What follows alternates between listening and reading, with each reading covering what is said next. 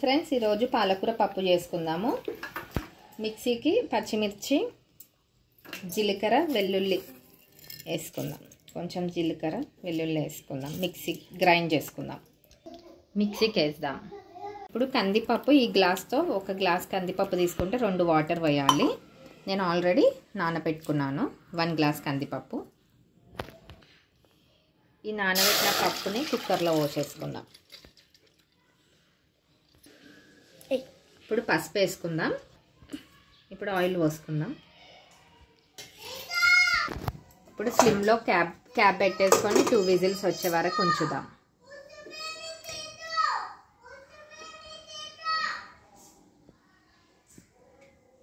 Cooker మూత open చేసి చూద్దాం.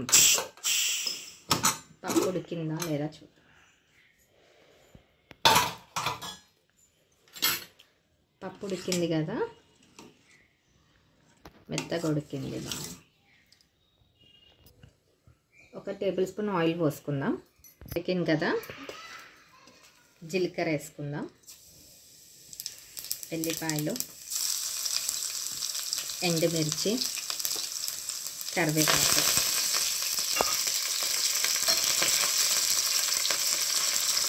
కొంచెం పసుపు. ఇప్పుడు కడిగి పెట్టిన పాలకూర వేసుకుందాం. 2 స్పూన్స్ సాల్ట్ వేసుకుందాం. పాలకూర వేగింది కదా, ఇప్పుడు పచ్చిమిర్చి, వెల్లిపాయ, జీలకర్ర పేస్ట్ వేసుకుందాం.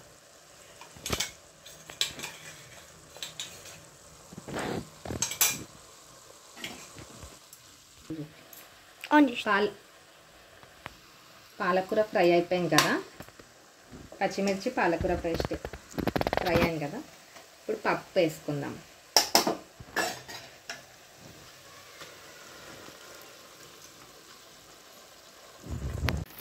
ఇప్పుడు చింతపండు రసం పోసుకుందాం కొంచెం టేస్ట్. ఇప్పుడు కొత్తిమీర వేసుకుందాం.